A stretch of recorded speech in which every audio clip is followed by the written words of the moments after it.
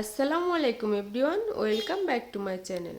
কাছে কিংবা দূরে যে যেখান থেকেই আমার এই ভিডিওটি দেখছেন, আশা করি সবাই ভালো আছেন। আলহামদুলিল্লাহ, আমিও ভালো আছি। আজকের পর্বে আমি আপনাদেরকে তৈরি করে দেখাবো বাংলাদেশের খুবই জনপ্রিয় একটি স্ট্রিট ফুড আলু পুরি। এটি বাসায় থাকা অল্প উপকরণ দিয়ে খুবই ঝটপট তৈরি করে নিতে পারবেন। আশা করি আমার আজকের এই ভিডিওটি আপনাদের কাজে লাগবে আর ভালো লাগবে। ভালো লাগলে আমার চ্যানেলটিকে সাবস্ক্রাইব করে দিয়ে পাশে থাকা বেল বাটনটি অন করে দিবেন, যাতে করে আমি নতুন রেসিপি দেওয়ার সাথে সাথে আপনাদের কাছে নোটিফিকেশনটা পৌঁছে যায় সবার আগে। আর যারা অলরেডি সাবস্ক্রাইব করেছেন তাদেরকে অসংখ্য অসংখ্য ধন্যবাদ। তাহলে চলুন আর কথা না বাড়িয়ে মূল রেসিপিতে চলে যাই।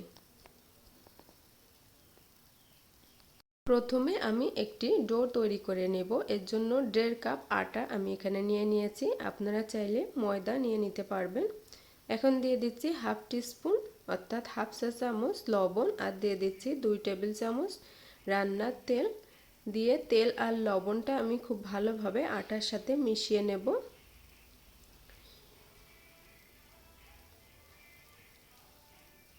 এখানে কিন্তু আপনারা আটার পরিমাণটা কম বেশি করে নিতে পারবেন। খুব ভালোভাবে মেশানো হয়েছে কিনা আপনারা এভাবে চাপ দিয়ে দলা হয়ে গেলে বুঝবেন এটি আপনার পারফেক্টভাবে তেলটা মেশানো হয়ে গেছে। এখন এখানে আমি পানি দিয়ে একটি ডো তৈরি করে নেব। যেভাবে আমরা নরমাল রুটি বা পরোটা তৈরি করার জন্য যে ডো তৈরি করে থাকি, সেই ডোটি তৈরি করে নিতে হবে আলু পুরির জন্যেও। পানিটা আমি একবারে দিয়ে দিচ্ছি না, বারবার দিয়ে আমি এখানে পারফেক্ট ডো তৈরি করে নিচ্ছি। ডোটি আমার তৈরি করা হয়ে গেছে। এখানে একটু মথে নিয়ে আমি এখানে একটি ভিজা কাপড় দিয়ে ঢেকে রেখে দেব 10 মিনিটের জন্য। এরই মাঝে আমি তৈরি করে নেব আলুর যে পুর সেটি। এর জন্য আমি 2টি মাঝারি সাইজের আলু নিয়ে নিয়েছি সিদ্ধ করে। এখন আলুটি আমি খুব ভালোভাবে ম্যাশ করে নেব। এর ভেতরে যেন বড় বা ছোট সাইজের কোনো টুকরা না থাকে।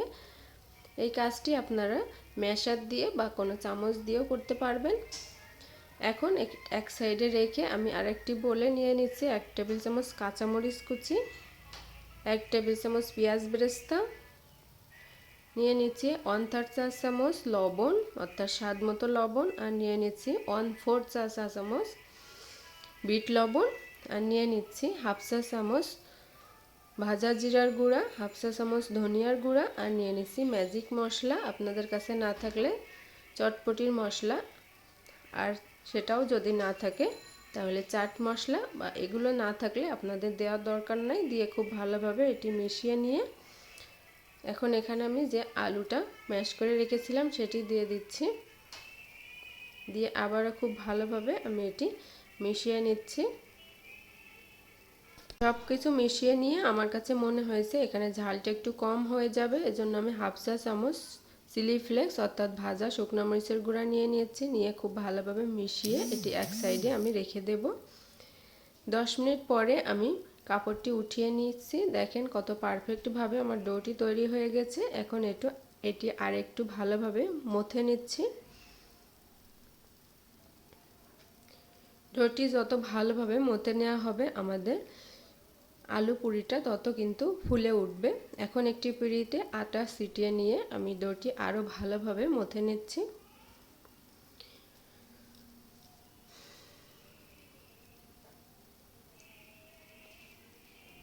খুব ভালোভাবে মথে নেওয়া হয়ে গেছে। এখন আমি লেচি কেটে নিচ্ছি।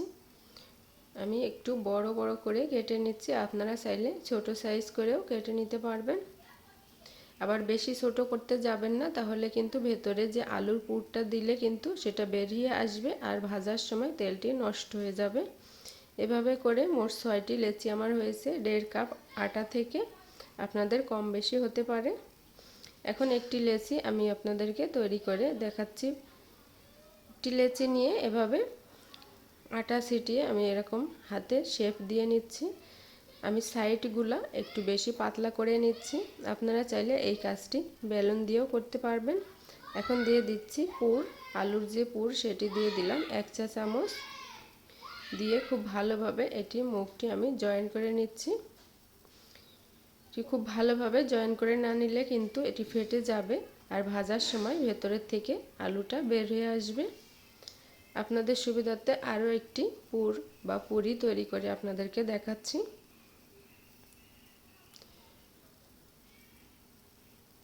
সাইডগুলা কিন্তু আমি পাতলা করে নিচ্ছি, মাঝখানটা খুব বেশি পাতলা করে নিচ্ছি না। এভাবে আলুর পুর দিয়ে দিচ্ছি, দিয়ে এইভাবে করে আমি মুখটি বন্ধ করে দিচ্ছি, দিয়ে আমি এভাবে রেখে দিচ্ছি। আমার সবগুলো পুরি তৈরি করা হয়ে গেছে। এখন এটা আমি আরেকটু বড় যদি করতে চান আপনারা, তাহলে সেম আমার মতো করে এভাবে করে নিতে পারবেন। তাছাড়া হাত দিয়েও এটি করে নিতে পারবেন। আমি এখানে হাত দিয়ে একটু চাপ দিয়ে এভাবে করে নিচ্ছি। আর এখন আপনাদের সুবিধার্থে আমি এখন বেলুন দিয়ে এটি তৈরি করে দেখাচ্ছি। এখানে যে পুরগুলা এক্সট্রা থাকবে, আপনাদের যদি কোনো পুর এক্সট্রা থাকে সেটা আপনারা ডিপ ফ্রিজে রেখে সংরক্ষণ করতে পারেন। তাছাড়া এটা ভাতের সাথেও কিন্তু খাওয়া যায়। যেভাবে আপনাদের সুবিধা সেভাবে আপনারা এটি সংরক্ষণ করবেন। এখন আমি এটা ভাজতে চলে যাব। চুলায় হাই হিটে তেল গরম করে নিয়েছি। এখন দিয়ে দিচ্ছি একটি পুরি, দিয়ে চুলার জালটা মিডিয়াম লো আঁচে থাকবে। মিডিয়াম লো আছে এটা আমি ভেজে নিব। দেখেন পারফেক্টভাবে এটি ফুলে উঠেছে। উল্টিয়ে দেব আমি এখন। উল্টিয়ে দিয়ে এখানে আমি আরে একটা পুরি দিয়ে দেব। আপনারা না চাইলে নাও দিতে পারবেন, একটু একটু করেও ভেজে নিতে পারবেন। দেখেন আরেকটি পুরিও কত পারফেক্টভাবে ফুলে উঠেছে দেওয়ার সাথে সাথেই। কোথাও কিন্তু কোনো ফেটে যায় নাই। পুরিটি যদি ফেটে যায় তাহলে কিন্তু ফুলবে না পারফেক্টভাবে। আর নিজেদের পছন্দের কালার করে আপনারা এটি উঠিয়ে নেবেন। পুরিটি ভাজার সময় কিন্তু আমাদের চুলার জালটি মিডিয়াম থেকে লো আঁচে থাকবে, তাহলে কিন্তু পারফেক্টভাবে এটি ভাজা হবে, ভেতরেও খুব পারফেক্টভাবে ভেজে নেওয়া হবে। এখন আরেকটি পুরি আমি এখানে দিয়ে দিচ্ছি। একইভাবে সেম পুরিগুলা আমি এভাবে ভেজে নেব। একটু সময় নিয়ে আর ধৈর্য নিয়ে ভেজে নিতে হবে। দেখেন পুরিগুলো কত পারফেক্টভাবে ফুলে ভাজা হয়ে যাচ্ছে। এটি কিন্তু বিকালের নাস্তা হিসেবে বেশ পারফেক্ট একটা রেসিপি। এটি আপনারা বাসায় তৈরি করে বিকালে বা সন্ধ্যায় পরিবেশন করতে পারবেন। এখন এটি উঠিয়ে নিয়ে আমি পরিবেশন করে নিয়েছি। তো ভিউয়ার্স, তৈরি হয়ে গেল আমার আলু পুরি রেসিপি। আশা করি আমার এই রেসিপিটি আপনাদের কাছে ভালো লেগেছে। ভালো লাগলে আমার চ্যানেলটিকে সাবস্ক্রাইব করবেন। আর আমার এই ভিডিওটি যদি ফেসবুক থেকে দেখেন তাহলে আমার পেজটিকে ফলো দিবেন। আজকে এই পর্যন্তই। আল্লাহ হাফেজ।